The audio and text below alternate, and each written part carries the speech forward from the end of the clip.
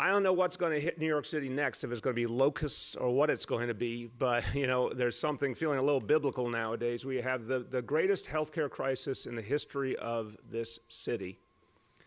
We have an economic crisis only comparable to the Great Depression. We have a moment of profound pain and a cry for justice that must be addressed. And we have profound safety challenges that after years of beating back crime, we have seen in the last weeks some very troubling indicators of crime rising.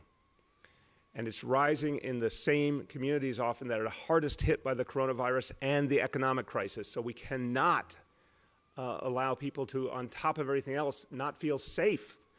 We've got to figure out what that balance is. We're going to have the conversation with NYPD. How do we keep people safe? We're going to have the conversation with the council. What's the right things to take out of the NYPD that makes sense so we can fund these other initiatives? And we're going to do it against the backdrop of the biggest fiscal crisis since the 1970s. So somehow we're going to strike that balance. But I will only keep it broad, Marcia, on purpose, because this is subject of discussion, negotiation, and a lot of thinking we all have to do together.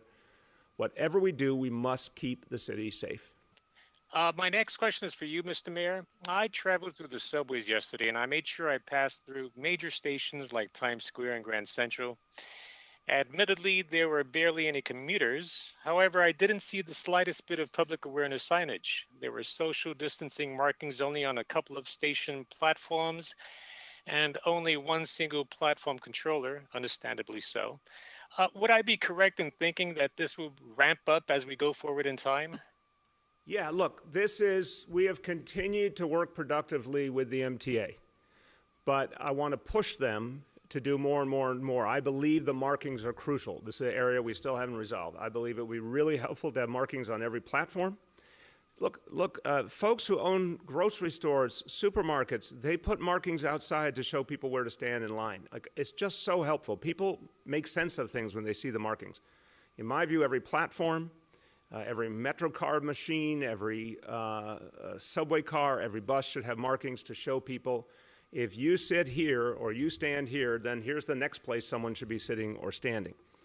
I understand, I do feel sympathy. The MTA is trying to move a lot of people, and they're saying they're not sure that's realistic, and I appreciate why they say it. I think we have a chicken and egg problem here, Luis. I think if they would put down the markings, more and more people would come back and be comfortable on the subways because it would give a sense of order. So I would just urge the MTA to try doing it more and more, see if it works. If it works, it might be a really great thing. If it doesn't work, I'll be the first to say it was worth trying, but it didn't work. So I would like to see that. On the signage, absolutely, that should be the one thing we all agree. The MTA needs to step up on that. The signage is obvious. People need that. It helps them. And on the personnel, we are going to work with them on that. We're providing personnel to help them. They should maximize the use of their own personnel creatively. I think we can work together and make this work. But I do think a human directive presence, Luis, helps. It helps people to think about what they need to do. I mean, we're human beings. If someone's there who says, hey, here's a good way to address, to deal with this situation, why don't you stand here? Why don't you stand there? Or that car's too full, go on the one behind it. People respond to that. And again, that's all about education. That's not about enforcement. That's not about summonses. That's not about the NYPD. We took the NYPD out of that. It is about education and helping people see the right way to do things. So look, everyone, I'll conclude by saying we are dealing with some of the biggest challenges in the history of the city right now, maybe the single most difficult moment in the history of New York City. But I stand up here every day with faith, and I'll tell you why, because I know the people of this city. I just do. I know all of you. I don't know all of you personally, but I know the character and the heart and soul of the people of this city. I've spent a lifetime watching and listening and engaging and seeing the strength of this place. We will overcome everything that's been thrown at us. A few weeks ago, we didn't think the challenges of these last few weeks were coming. That happened. We will deal with this. We will deal with whatever's next and whatever's next and whatever's next. But we have to deal with it from a perspective of justice. We have to deal with it from a perspective of fairness.